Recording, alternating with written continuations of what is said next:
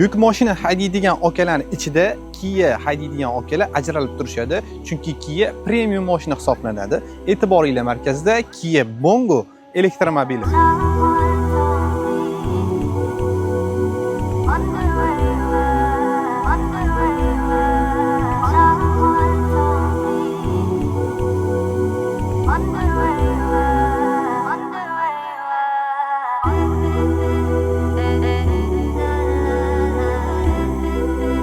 Yuk mashina haydaydigan okalar, shunaqa elektromobil olayotgan bo'lsanglar, furgon qildirmoqchi bo'lsanglar, termotentga olib kelsanglar, ehtiyotkorlik bilan biz hammasini bajarib beramiz. Nimalarga ahamiyat berish kerak?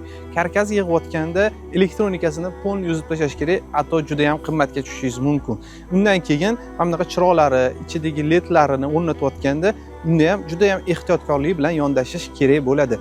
Sizlarda shunaqa elektromobil olish xohishi bo'layotgan bo'lsa, keyin furgonni qattiq qildiraman desanglar, termotentga olib kelsanglar, shunaqa chiroyli qilib двойной alikapondan izotermik furgon qilib beramiz. Ichki qismi ko'rib turganinglardek oppoqqina, poli bo'lsa atsinkovka qilib berganmiz yon qismlari bilan. Yonidan bo'lsa qo'shimcha eshik ochib berganmiz.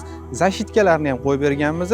Bu mashinani yo'lda ko'rib qolganinglarda surishib yurmanglar. Men o'zim haydab ko'rdim. Malibu 2 ni ham olib qo'yadigan mashina. Bu yana ham tezroq yurish uchun bunga biz korona qo'yib berganmiz, shamol kesishi uchun. Sizlarga ham shunaqa xizmat kerak bo'lsa, quyidagi raqamlarga murojaat qilaverasizlar.